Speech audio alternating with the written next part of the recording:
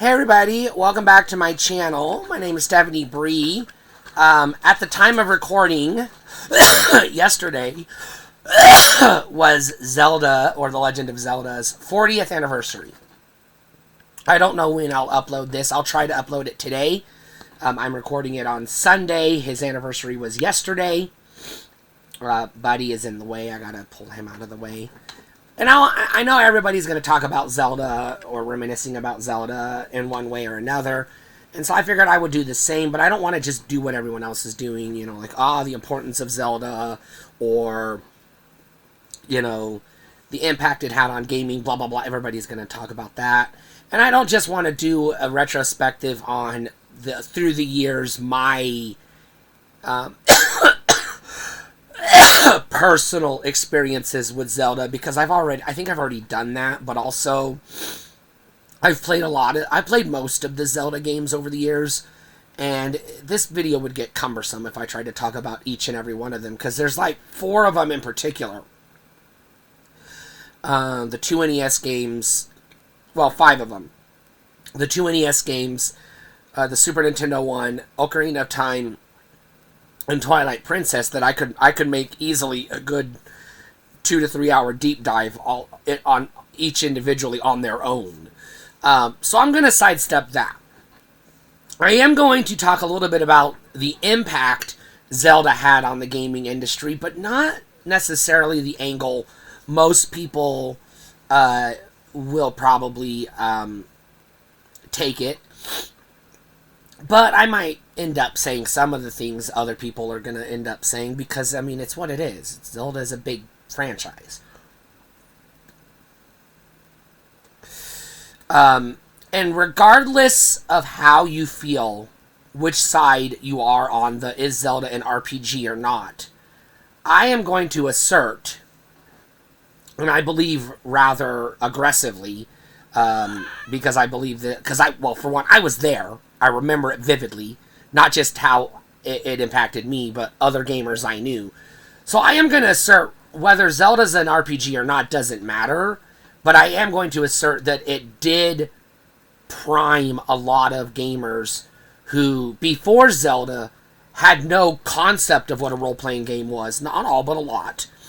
And it did make people who were hungry or thirsty for more Zelda-like games seek out some of those other top-down, you know, exploration dungeon crawlers where you're going on a quest to gather treasure and magic items and defeat the big bad, which is what most RPGs of the era ended up being. So if Zelda is or isn't an RPG is irrelevant, except for the fact that it absolutely got people into RPGs, video or console RPGs specifically, that might not otherwise have done so. A lot of people went from the 2 NES Zeldas straight into Wizardry, Ultima, Dragon Quest, or Dragon Warrior, Final Fantasy, and then on the Super Nintendo and in the 16-bit era, they went into, you know, Final Fantasy III, ActRaiser, Breath of Fire, Shining Force, Shining in the Darkness, Phantasy Star, Chrono Trigger, and so on. Now, a lot of people that like those games also play Zelda. And a lot of people that play Zelda also enjoy those types of games. But I am one of those people that I am not... I am one of those people.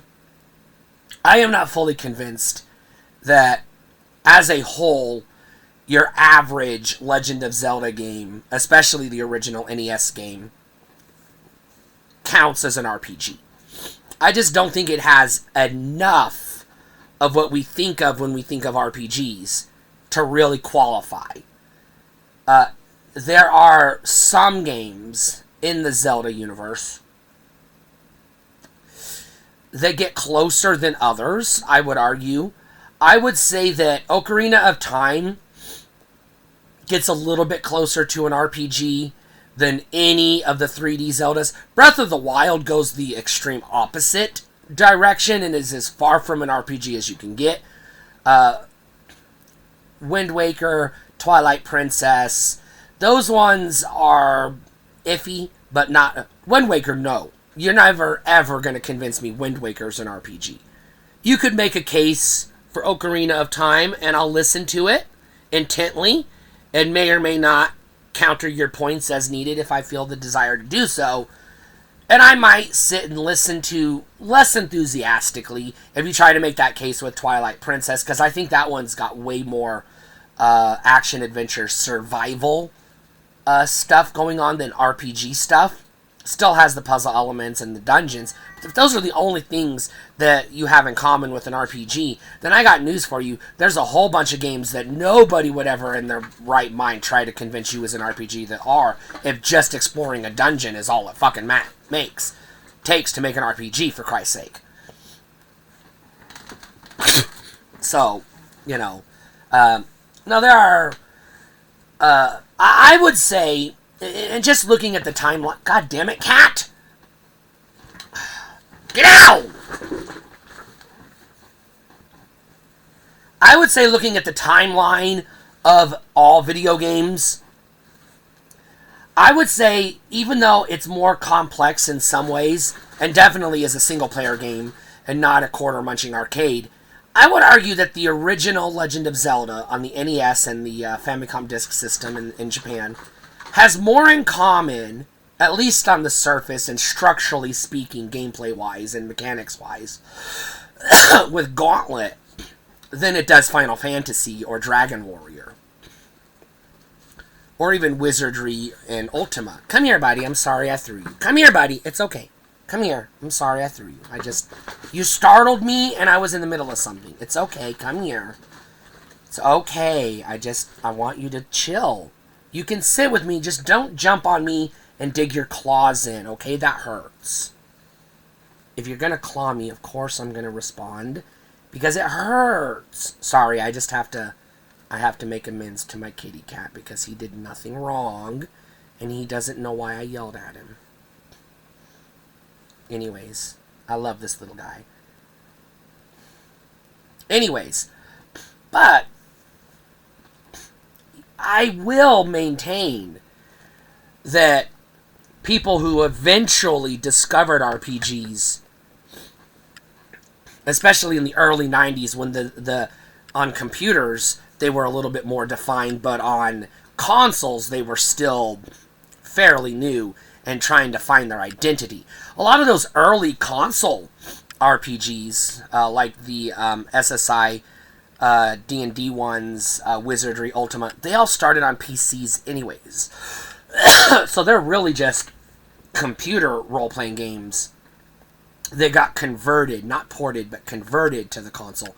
Because they did have to, in a lot of cases, make significant fundamental changes to make them work on the console, not just scale down the graphics. Because some of those games, if you play their computer counterpart and their NES counterpart, they're same game in name only, or only on the surface. And the similarities dissipate rather quickly, and then the differences become apparent. And that's okay. But Zelda did feel unique at the time.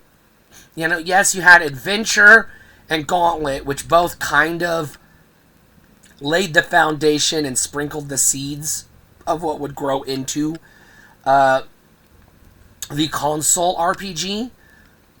Some would use the term JRPG. I'm not a fan of that because there's a lot of people that would claim games that aren't made in Japan are JRPGs and RPGs that are made in Japan are JRPGs, and I think that's a stupid term.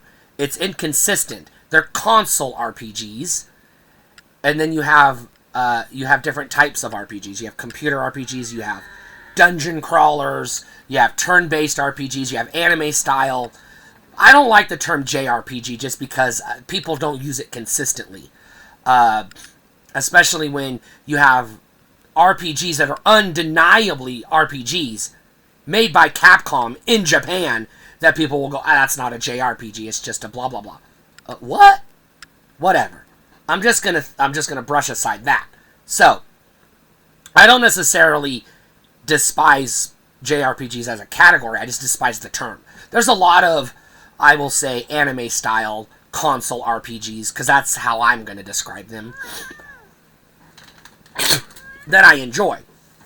Right off the bat, almost all, with very few exceptions, I have enjoyed and played nearly every mainline, I have to emphasize, Final Fantasy game. Now, I live in the US, so sidebar, when I say mainline Final Fantasy games, I mean NES Final Fantasy 1, SNES Final Fantasy 2 and 3, PlayStation Final Fantasy, Final Fantasy 7, and then going on from there, the numbered ones, 8, 9, 10, or X, X2, 11, 12, 13, 14, and 15. I only dabbled in the two MMOs, 11 and 14. They're trash as far as I'm concerned, but all MMOs are trash as far as I'm concerned. So that's not necessarily I'm not saying they're bad MMOs. I'm just saying MMOs are bad. And so you can't make a good MMO. It's impossible because the entire concept of an MMO is just fucking disgusting. And just I am flat dismissive of MMOs. So don't come at me in the comments with, but have you tried this one? I've tried more of them than you fucking know. And no, they're goddamn useless. They're rubbish. 100% of MMO. 1000% of the MMOs that have ever been made are rubbish. There has never been an MMO worth of shit. Ever. Ever. And there never will be, because there can't be, because the entire concept of MMO is rubbish. So if they ever tried to make a Zelda MMO, which wouldn't work because it's not an RPG, and again, I use things, I just wanted to use that as a sidebar to point out that yes, I do actually like a lot of those anime-style RPGs, because I also play a lot, like the Tales games. I love Tales of Symphonia. I just wanted to throw that out there before somebody accused me of things that ain't true. Now, I do typically prefer what I would argue are dungeon crawler, action-forward, like D&D style, Western style, medieval style RPGs. You know, your Elder Scrolls, your Baldur's Gate, Eye of the Beholder, Diablo, stuff in that realm. And I don't care if it was made by a Japanese company or a French company or some Martians on the planet Jupiter or whatever the fuck. It doesn't matter to me where it was made. It just matters what type of game it is. And that's why I don't like the distinguishing between Western RPGs and JRPGs, because there's a lot of what you would call JRPGs made by North American and European companies, Western companies, and a lot of Western style or medieval action adventure dungeon crawler RPGs made by Japanese companies. So fuck off with that JRPG bullshit. I'm over it. I hate that term. I will not use it except for to be dismissive of it because I think it's stupid. And y'all know this because I brought it up before. I just have to hammer it home because Zelda is not a JRPG. If you're going to try to argue it's any kind of RPG, it absolutely has more in common with the Western-style dungeon crawler action-forward RPGs. Specifically those that are based on the Dungeons and Dragons type. Yeah, it's got a lot of mythology that is Middle Ages adjacent, but changed enough to be unique, and definitely demonstrates its Japanese heritage. Absolutely, no problems with that. No arguments here from me. But I would say that if you're in the mood, if you're the type of person that plays action RPGs, you play like Skyrim or Diablo or or you like games, like the hack and slash type games, like, Dynasty Warriors or stuff like that, or you like those God of War type games, or you like the Souls, Dark Souls type games, you might actually be more drawn to a Zelda unknowingly than you probably would a Final Fantasy. But as much as I say that, because it's true, if you're into Tales games like Tales of Symphonia or Secret of Evermore or Breath of Fire or Final Fantasy or Dragon Quest or whatever, I don't know more of them than that. Those are the ones I know. I know a few more, like Lunar. I know like Pierre Solar, the Phantasy Star games, not the MMO, the real ones. fuck Sega for abandoning the actually good Phantasy Star games for the rubbish MMOs. I have to hammer that home because I'm still pissed about it. But like Phantasy Star 4, Phantasy Star 2, those are good games. Never played 3. I never had a Master System, so I tried Phantasy Star 1, I think, once. I think it was on the Game Boy Advance, if I remember correctly. I could be remembering wrong. If I did, that's the only way I would have played it. Because I have no recollection, I probably didn't play it for very long because it didn't stick in my head. But I like Phantasy Star 2. I like Phantasy Star 3. I like Shining. Shining Force is good. I played 2 or 3 of those. But in general, I don't know that many of those anime, and I'm going to call them anime RPGs, I guess, to make it simpler. Because that's what they all have, that anime art style. And that's fine. But, you know, if you have a, you know, turn-based, you know, if you have a game that plays like a Final Fantasy, but it looks like a Dark Souls, you're playing Final Fantasy 7 or 15. So, I don't know. I guess I'm not 100% the right person to be drawing circles on a chalkboard of which type of RPG is which. Maybe I just like RPGs in general, and there's just some I don't and some I do like, and maybe it doesn't fucking matter. That being said, I want to take this back to Zelda for briefly, because I am going to go forward and talk more about Zelda specifically in a bit, but I want to get some of this off my chest, because it's all kind of interconnected. I know that when I finished playing the original Legend of Zelda on the NES, notice I didn't say beat the game, just finished playing it, as in I got all I was going to get out of it, couldn't make any further progress, and decided to move on. I hadn't had enough of dungeon crawling, exploration, fighting monsters, collecting treasure, collecting magic items, and defeating dragons and monsters and things. I just couldn't make any further progress at that time in the original Zelda. So the first thing I did was I immediately jumped into Zelda 2, The Adventure of Link, to give that a shot. Same thing happened. Loved the fucking game, but as much progress as I was able to make and power through and enjoying the game, very difficult, but I was still enjoying it and making progress. The save feature helps. Eventually, I hit a wall where I could no longer make progress because either I couldn't solve the puzzle or couldn't find the right person to talk to or whatever. I couldn't move forward, and I just gave up because we didn't have the internet back then. I didn't have the strategy guide back then, so I was stuck. Now, I did not go into RPGs as you computer role-playing games right away. Once I got enough of Zelda 2, I still had a thirst for action adventure, you know, dungeon crawling, questing, magic items, treasures, spell casting, all that cool stuff. I still had a thirst for that, but I wasn't finding it in my NES games. I was playing like Contra and Ninja Turtles, Turtles 2, the arcade game, not that fucking rubbish game that people incorrectly misremember as a good game when it isn't. Just go back to the original James Rolfe video on why that game sucks, and then hold on to that. Just like throw away everything else that asshole has ever created, but hold on to that because he made some good points, because that game sucks. But I have to remember that because so many people used to just know it sucked, and now they're like, well, actually, give it another chance. And I'm like, I did 12 times. It still sucks. It's never going to stop sucking no matter how many times I play it. I'm just going to lower my standards and allow myself to enjoy it. No, thank you. But I was moving on to mostly platformers and action games, arcade-style games on the NES, because that's the vast majority was what was out there.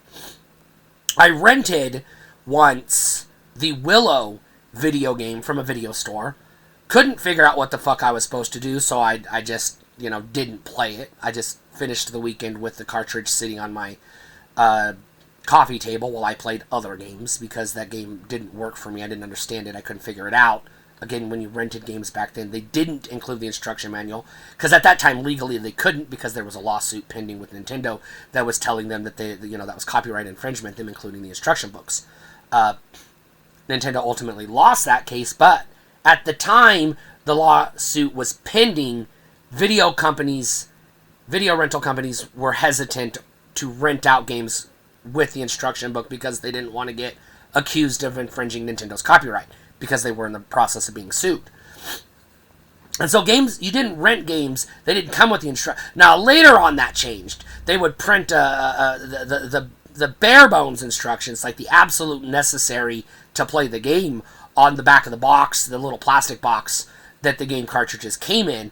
And then later, once you got into the 90s and the dust settled, they started just including the instruction book in the game when you rented it.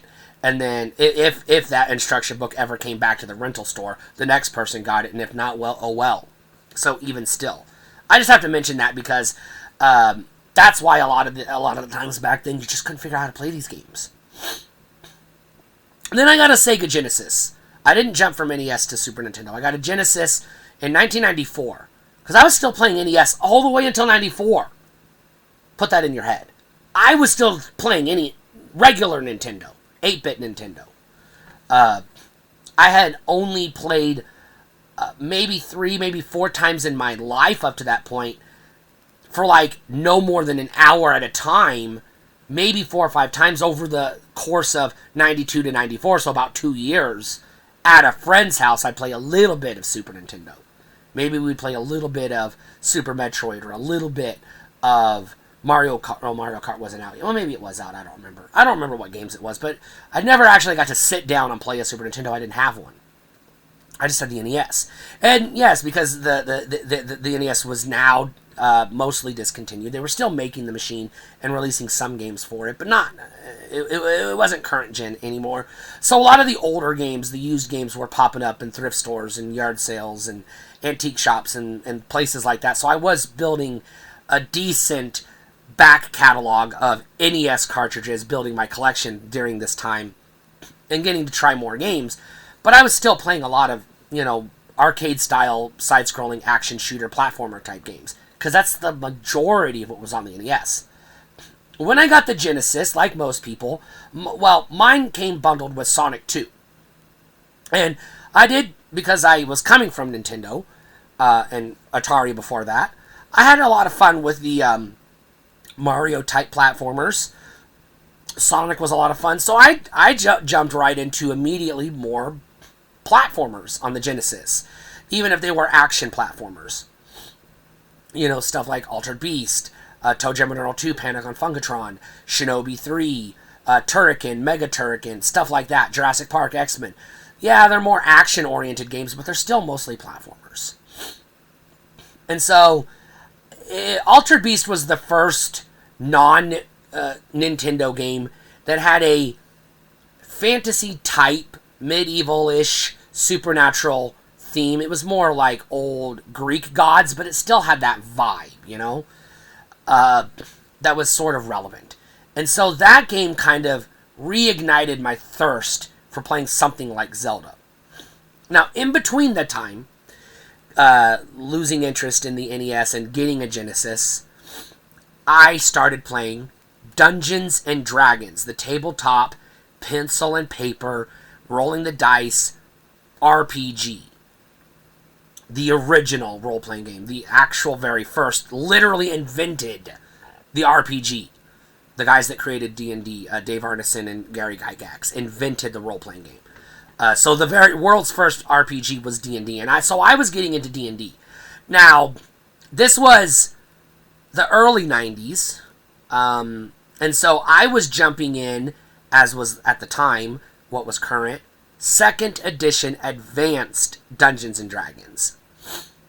This is important because when I first sat down with my friends with no idea what D&D was, they just invited me to play.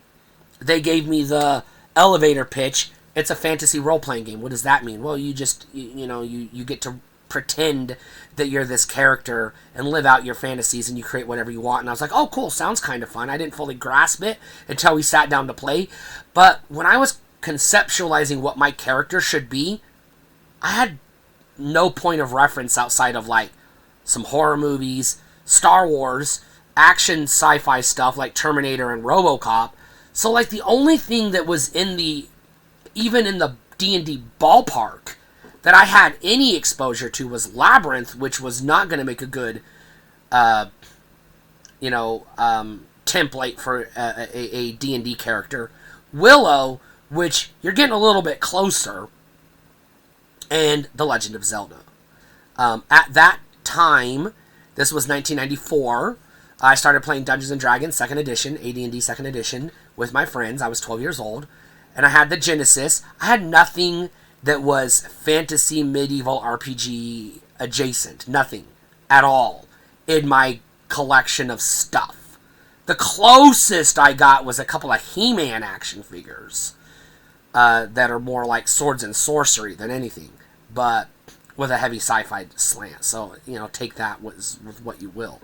And all I had was a broken Skeletor, a broken Hordak, and I don't remember his name, but the guy with two heads that punched his fist like this. I don't remember his name, but that's it. That's all I had.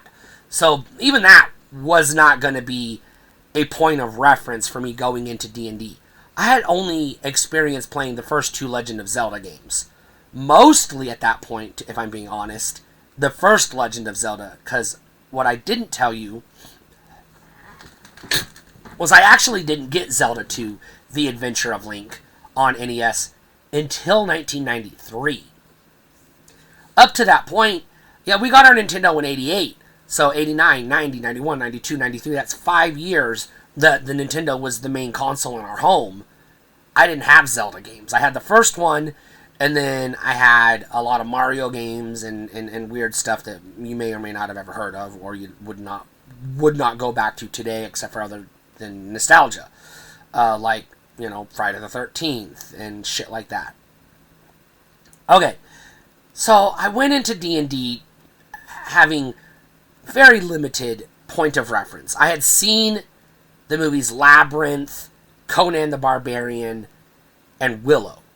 Those weren't D&D enough for me to really have a concept of what a D&D character should be.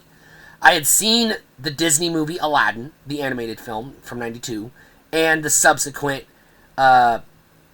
broadcast TV. I don't remember if it was a Disney afternoon or Saturday morning cartoon. I don't remember. But it was a cartoon that came on TV, Disney's Aladdin or The Adventures of Aladdin or something like that. And then Conan the Adventurer, another cartoon. And then Fox's Peter Pan and the Pirates. So this was like all jumbled up in my head, trying to wrap my head around what is Dungeons and Dragons. So I based my character as best as I could on what I could remember you could do in Zelda. They had a sword, a boomerang, a shield, a bow and arrow, and a pocket of magic powder, magic dust. I don't remember if I was playing. I know I wasn't playing a ranger because when my friend was describing the different types, I think I was, if I remember correctly, I was playing a fighter cleric multi-class character because that was what I was drawn to because I wanted magic, but I also wanted to use a sword, and I didn't want to be a wizard or a mage because they felt too limiting because they couldn't use a sword, but I still wanted to have some magic. So I'm pretty sure, and the reason why I'm pretty sure, not 100%, but pretty sure it would have been a fighter cleric, not a ranger, because when they described to me what a ranger was, I was immediately allergic, and I still sneeze and cough and gag every time somebody talks about the ranger class, because I am allergic to that disgusting pile of garbage of an archetype. No offense, if you enjoy playing a ranger, good for you, not for me. My allergies are already kicking in as I think about that. But the reason why I believe I would have been a fighter cleric is because I continued playing 2nd edition D&D for several years, and I was almost always a fighter cleric because that was just the one I was drawn to. And in my mind, just based on what I read in the game, was as close as I could get to Link. Link is not a ranger, by the way, and I will make a whole video on why he's not a ranger. He's a fighter. He does not cast spells. He never, ever casts spells. He uses magic weapons. Rangers can cast spells. Fighters can use magic weapons and can cast spells by reading scrolls or using magic talismans, which is what Link does. Link never waves his hand and throws a fireball. Never. And you're going to come out with some fucking side quest game that was on a handheld system nobody played because it's not a mainline Zelda game, and I'm going to do this instead of this because it doesn't fucking matter. No, he's not a spellcaster. He's not a ranger. Rangers can cast spells. Just because he uses a bow and arrow, fighters can use bows and arrows. Link is not a tracker at all. He has no skills at all in any of the games that you could classify as that a tracker would have. He can ride a horse, so can fighters. So can paladins. So can clerics. For God's sakes. Link is not a motherfucking ranger. God damn it, he's a fighter. True, dyed-in-the-wool, plain Jane vanilla D&D fighter. That's it, that's Link. He might have some feats or proficiencies or maybe some optional skills, depending on which version of the game you're playing, that augment that, enhance his acrobatics and his ranged attacks with the bow and arrow, and his proficiency with using magic items and magic weapons, something a vanilla fighter in D&D can do all goddamn day long. But he never casts spells. Ever.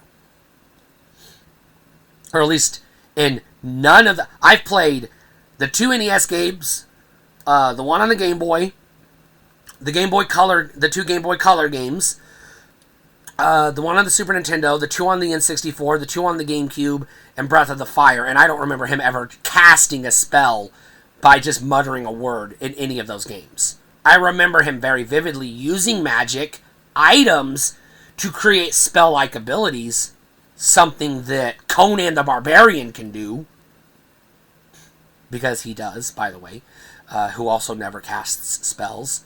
So yeah, Link is not a ranger. I just wanted to really hammer that home. He's a fucking fighter. Why do people have to say he's a ranger? Why? Because he wears a hood? So what? I'm whatever. Anyways, no. So yes, Link and The Legend of Zelda was my original entry point into Dungeons and Dragons, and the basis for my original how I conceptualized and visualized the game in my head when I started playing D&D, because it was the only point of reference I had. Now, I very quickly started discovering other fantasy-themed type stuff in the video game realm. I mentioned it's adjacent, but not fully there yet, but Altered Beast. And I also got, like, Ghosts and Goblins, or Ghouls and Ghosts, or whatever it was called on the Genesis. The sequel to the NES Classic, by the way. Still hard game, but great game. I got the Sega game. And then, which is, in the ballpark, Castlevania Bloodlines, which has more of a horror slant, but it is still very much like a gothic RPG, especially the later games, which people classify them as Metroidvanias, and I just classify them as action RPGs because I also am allergic to the term Metroidvania. There's no such thing. There's side-scrolling action platformers. Just because it has backtracking doesn't automatically make it a new type of game. And then there's action RPGs that can have platforming in them. Go play ActRaiser or any of the Ys games if you're not convinced. And no, those are not goddamn Metroidvanias. Neither is Castlevania Symphony of the Night. It's a fucking action RPG. It's a side-scrolling 2D action RPG. Okay? I'm gonna fucking plant my flag on that. If y'all want to refer to something as a Metroidvania, I'm not going to tell you you can't. I'm just going to tell you that I don't, and I won't. I hate that term. And I get so... people... I saw somebody in a video recently try to argue that Zelda is a Metroidvania because some of you people are too weird. And I don't mean you, the people watching this video, just out there in the ether. Some people are just too weird with their definitions. So Metroidvania and JRPG are two definitions or categories or subgenres or whatever term you want to use that I just flat out dismiss because they're stupid. Just like shmup. I don't like that term either. They're shooters. You have side-scrolling shooters, horizontal shooters, top-down shooters, first-person shooters. They're just shooters. Okay? You can have scrolling shooters or auto-scrolling shooters. It doesn't make a difference. But no, I don't like that term. Metroid Prime is a first-person shooter. It is not a Metroidvania. It's not a first-person adventure or whatever the Nintendo nerds try to call it. It's just a fucking FPS. It's no different than goddamn Halo. It just doesn't have multiplayer. That's it.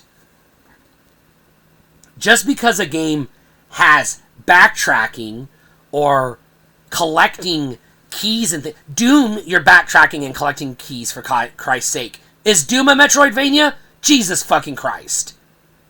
Use your fucking heads. Well, get it out of your ass first and then use it. There's no such thing as a Metroidvania.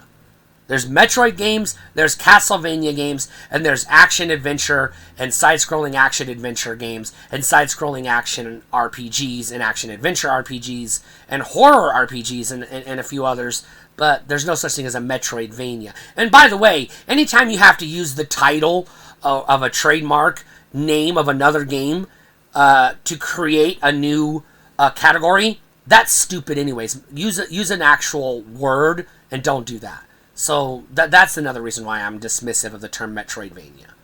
Because you're using two trademarks to create a new word, and don't do that. That's just idiotic. In my opinion. What I shouldn't have to say in my opinion, because obviously if I'm saying it, it's my opinion. Duh. That's the way opinions fucking work. Hammer that home, too, because there's a lot of idiots that if you don't explicitly say something's your opinion, then they can't tell, I guess, because they don't understand context clues. Grow the fuck up.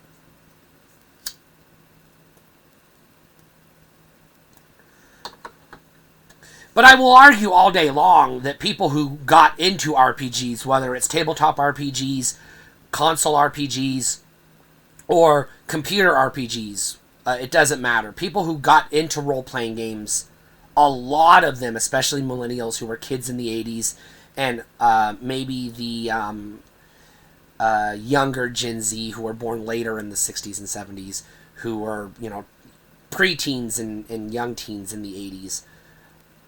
Yeah, they played Zelda, and that opened their eyes and door to other opportunities that led them eventually to discovering RPGs.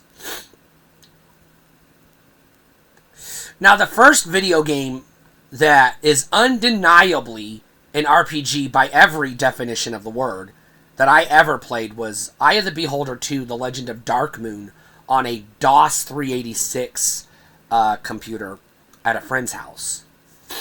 And that was the sequel to the game that did get a Super Nintendo port and a Sega CD port, which both suck, by the way.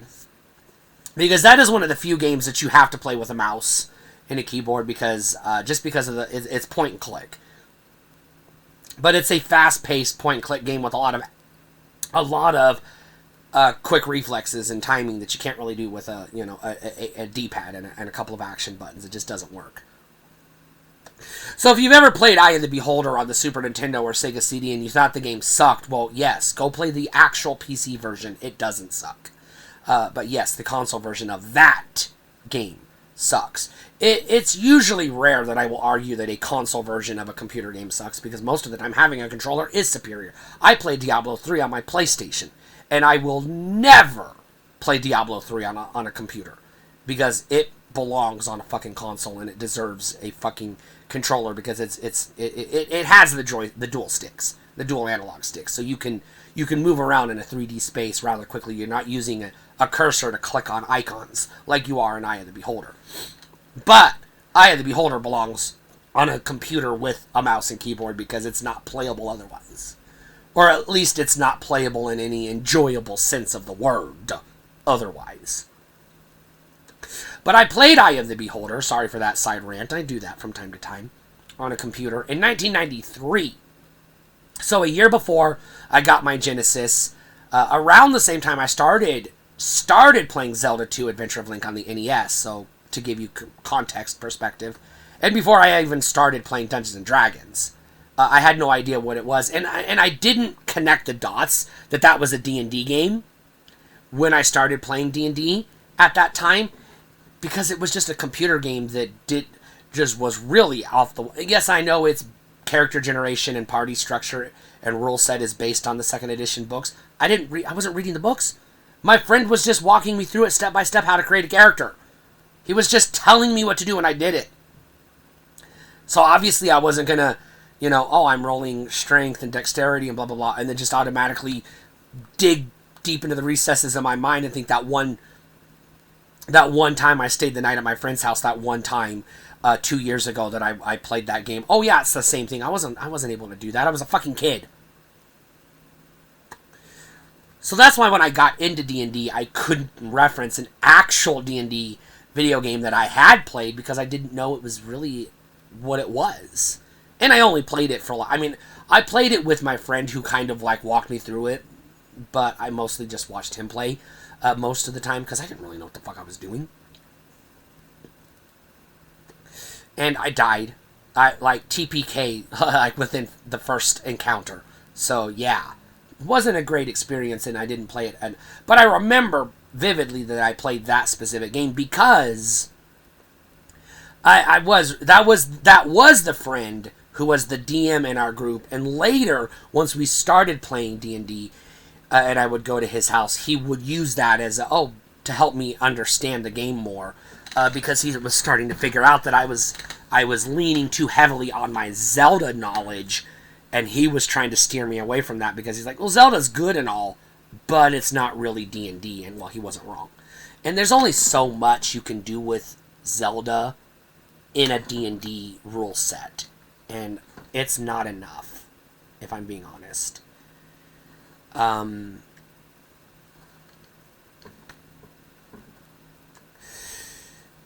But, you could recreate any one of the stories from any of these Zelda games and play that campaign using any of the D&D rules. Any of them. Even the original Dungeons & Dragons that only had 3 character classes, because Link is a fighter, and they've always had the fighter class. You could play Link as a ranger, but you can't take spells if you do that because Link doesn't cast spells. So, if you want to be true to the game, you create. I'll dig into it. If you want to be true to Dungeons and Dragons and The Legend of Zelda, and you want to roleplay Link, the hero of Legend from the Legend of Zelda series, you start with a vanilla fighter. Now he should be half elf, which you can't play in 6th edition because they removed half elf. So you either have to homebrew that in or play 5th edition or earlier. So, you get a little wonky. But he should be a half-elf because he's technically of Hylian descent, I believe. But he's not a true elf and he's not a human. So he should be half-elf because he's a mix of two. He's a little bit human, a little bit elf. So he should be a half-elf. Unless you want to create a D&D race of Hylian if you want to. And then you should just borrow attributes from elf and human. And you're going to get half-elf anyway, so he's a half-elf, essentially, in D&D terms. And he's a fighter, just a vanilla fighter. Feats and skills, not tracking. Link is not a tracker. He does no tracking in the game. He every game you play, he gets a fucking map. For God's sake. You get a world map that tells you where everything is, and then when you get to the dungeon, you get a dungeon map that tells you where to go. That's not a goddamn tracker. That's everybody on the planet Earth knows how to read a map. In the old days, we got paper maps from 7-Eleven. Today, we have them on our phones. Google Maps. That's not a tracker. That's just somebody who knows how to read a map. Great. He knows how to read a map. There's no special skill in reading maps. But you might want to focus your skills and feats on riding a horse. Maybe animal taming, which also he does not do a lot of. He rides a horse. He doesn't tame a lot of animals. The chickens in the game want to murder him. And there really aren't a lot of other animals in Zelda. There's no pigs in any of the games I've played that I can remember. Maybe pig people. Piglins from Minecraft that show up as moblins or whatever the fuck they're called. They or whatever. But no, animal taming you don't want. Horseback riding, no, every fighter knows how to ride a horse. You don't need a special skill in how to ride a horse. If your dungeon master says your fighter can't ride a horse if you don't take horseback riding as a skill, slap your DM in the face and call him an idiot. And literally say no.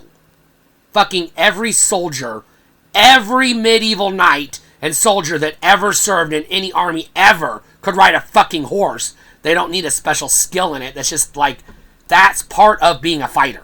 That's part of the swinging a sword, riding a horse. Now, using a bow and arrow is a special skill.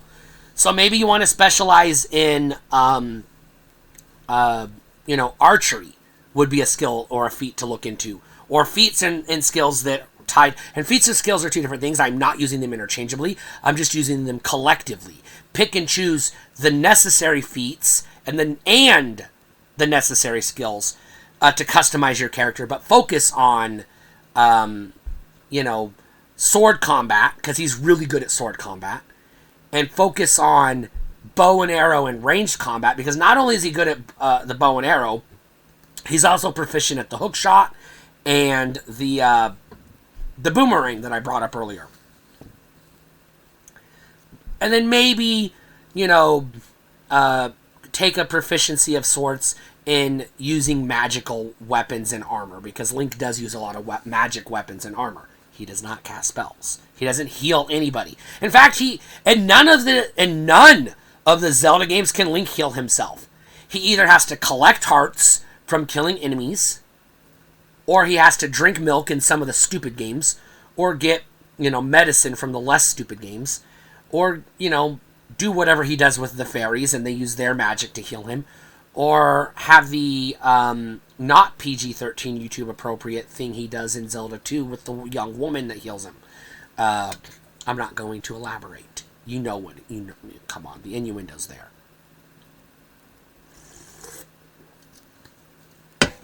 Anyways. Alright. So, no, he doesn't heal anybody else. He can't heal himself without using magical means or some type of potion or something, which is something a fighter would do. Now, in most role-playing games, if you sleep in the inn, you can heal your hearts. Zelda doesn't have that. So again, that's a fundamental core mechanic that is universal across most RPGs that is missing from the Zelda games. Another point in the argument that it's not an RPG, because if you can't sleep in the inn to recover your health and your magic, then is it really an RPG? Probably not. I say probably not, because I'm not going to make a hard case. I will argue that Zelda 2: The Adventure of Link undeniably is an action RPG. Like, it is. That one's unmistakable. But you can't copy and paste from that and extrapolate it onto the rest of the franchise, especially when it's the redheaded stepchild everybody beats up and pisses on behind the schoolyard because they hate it for some stupid reason, because I guess they've never played it. I assume if you hate Zelda 2: The Adventure of Link, you've just never played it. And that's where I'm going to call James Rolfe out for being a dumbass, because that's an actual good game, and he tried to argue it wasn't because he's an idiot. But he makes some good points about that original NES TMNT game, and it's the only time he makes good points about a bad game. A lot of the other games he says are bad are actually good. And he's a character. He's playing a character, so come on, get over it. Anyways, don't mean to keep harping on that, but, we're having a conversation. And I'm going to have callbacks to prior information I brought up in the conversation, because that's how you do it. It helps me illustrate the point.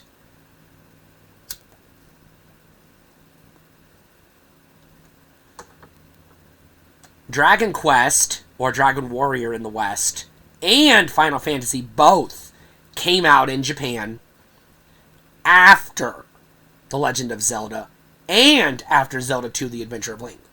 Those two games already existed. The two Zelda games already existed before the two biggest RPGs, or JRPGs if you want to use that term, came into existence. There were already two Zelda games in the world.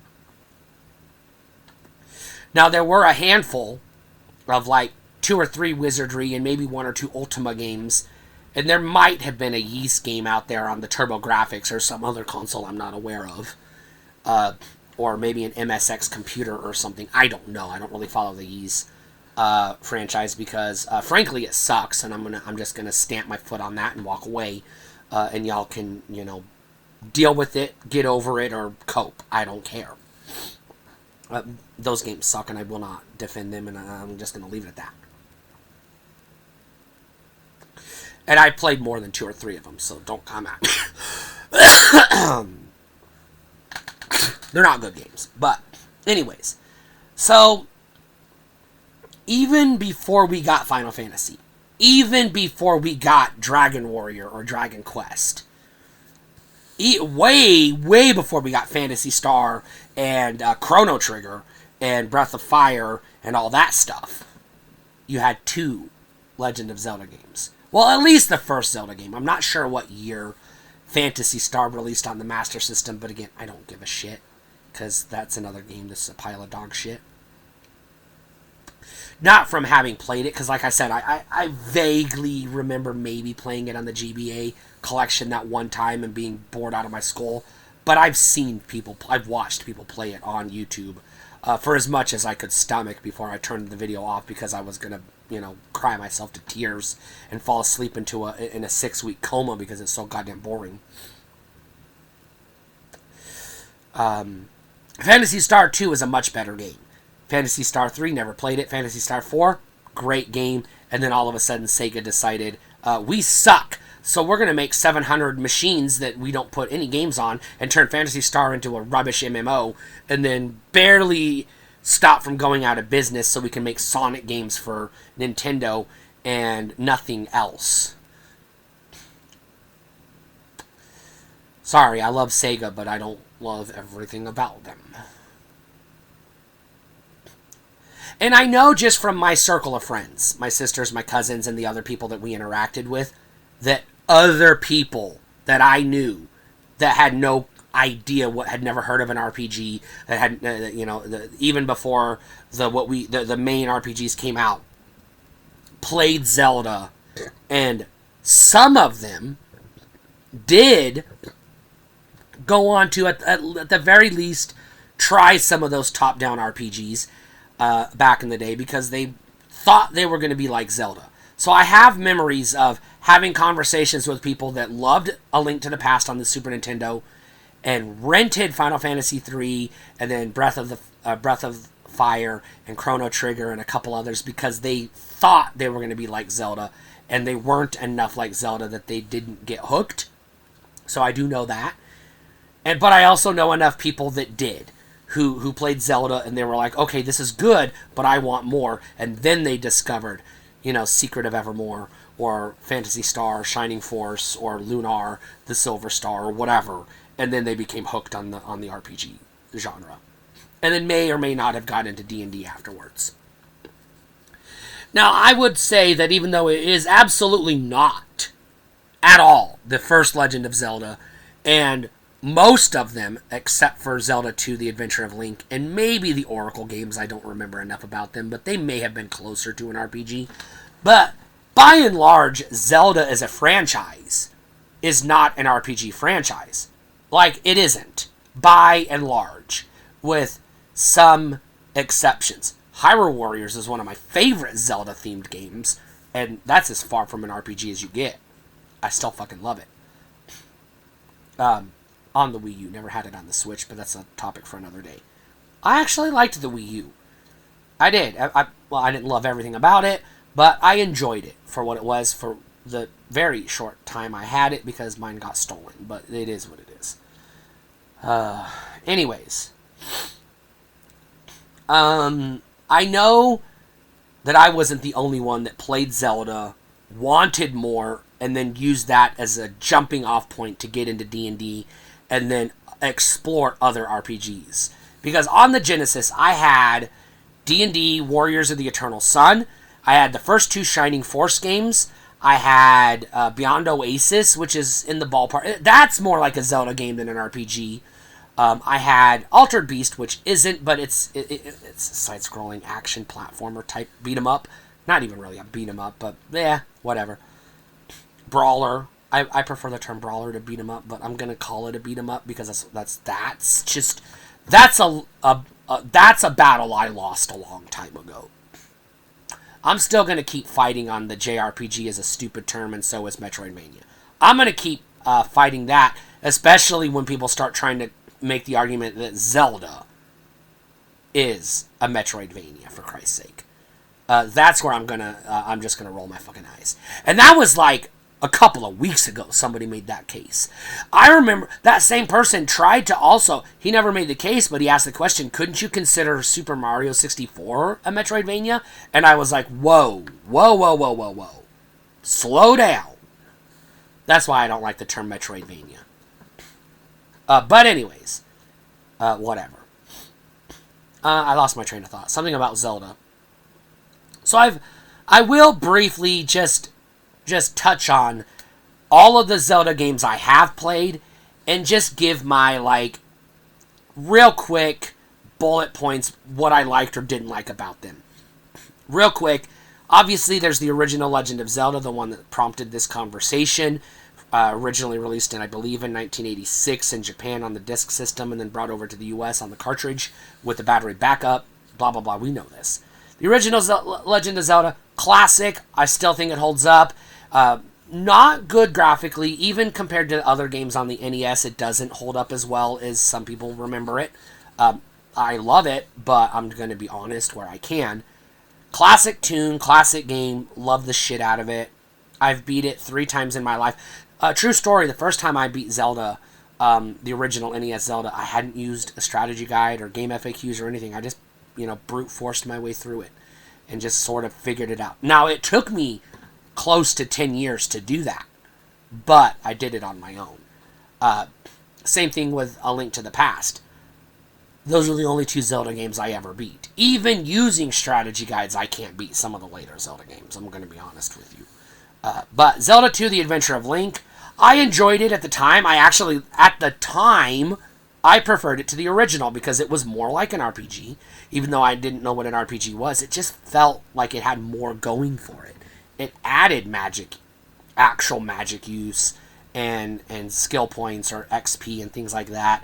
And it just felt like it rewarded you for playing the game by leveling up and giving you new skills and abilities, not rewarding you for finding the treasure, which you were also doing anyways. Because the only way to gain new abilities in most Zelda games is to just find the treasure in the dungeon, and now you can use that and whatever abilities it grants you.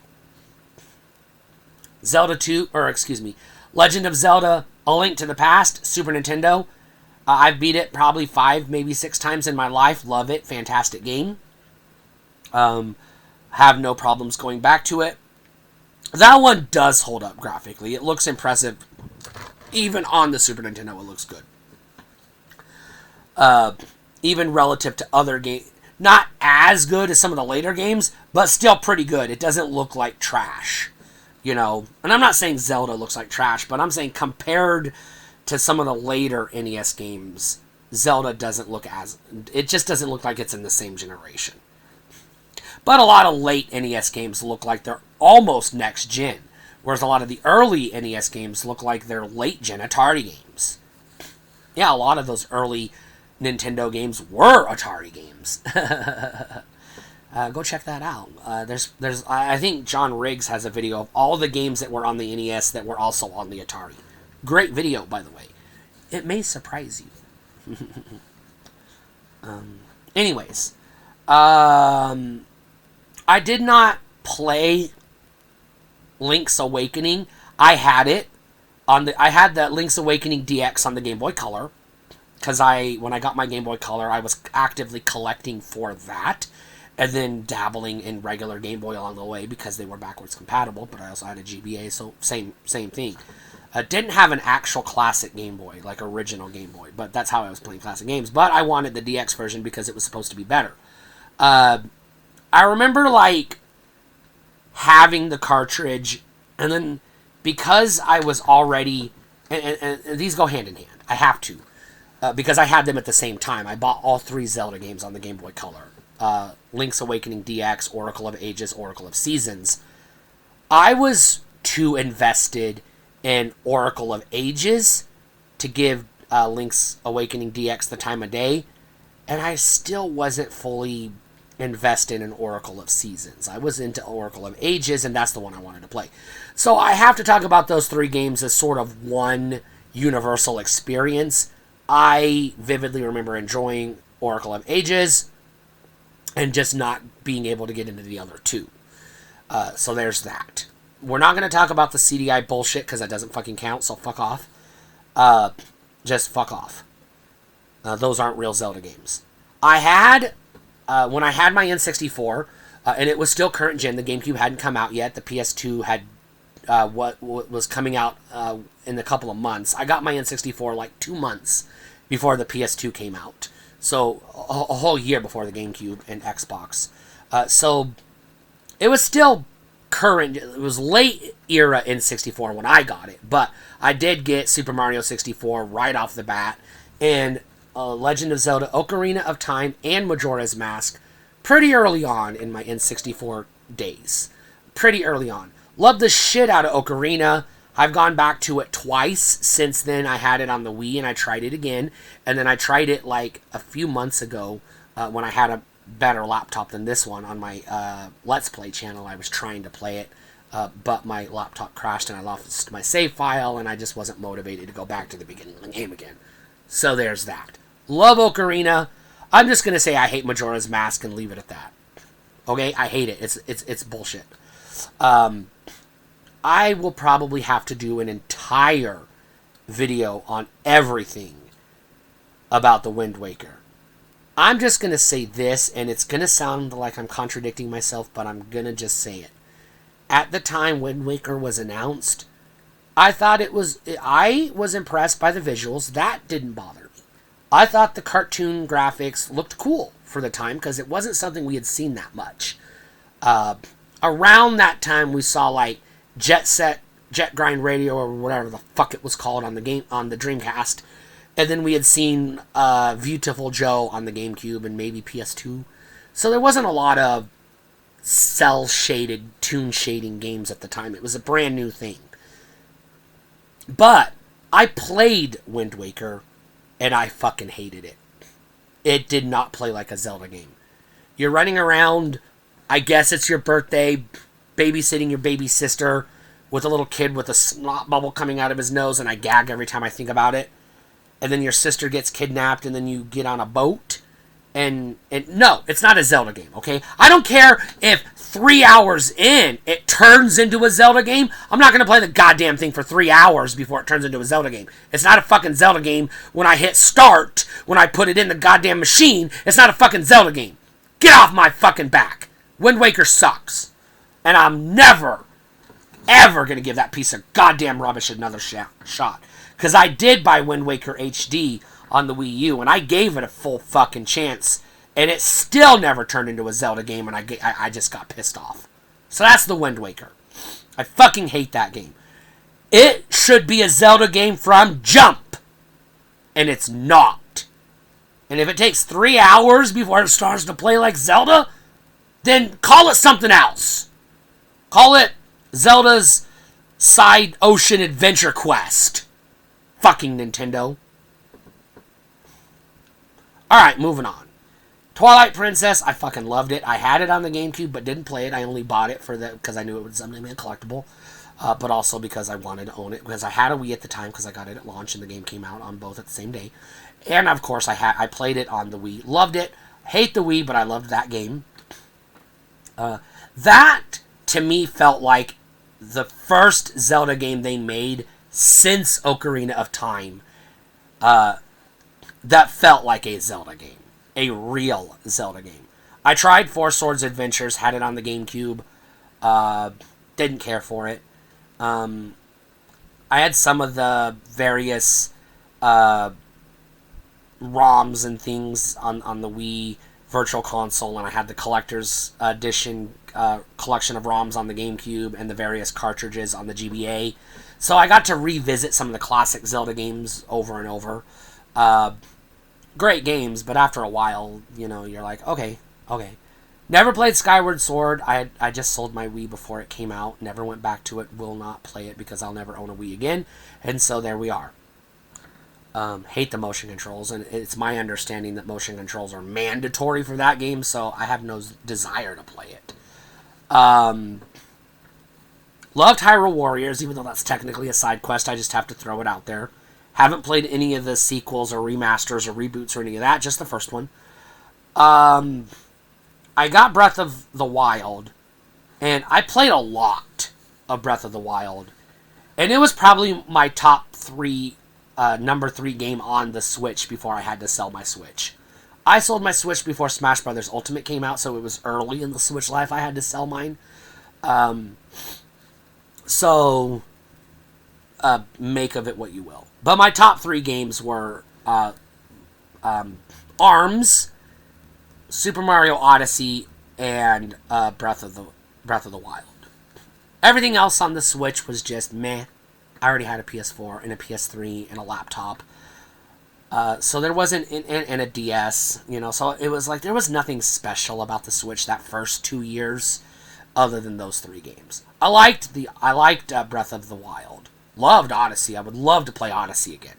I actually miss playing Odyssey, not to harp on that, because we're talking about Zelda's birthday and not Mario's. Because pinpointing Mario's birthday is controversial. Because, yeah, I don't want to get into it. It's messy.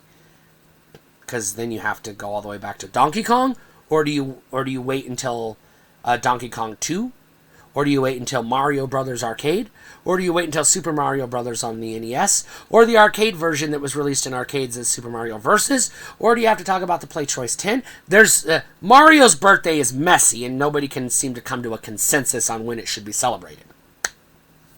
Zelda is pretty straightforward. We know when Zelda started. So there you go.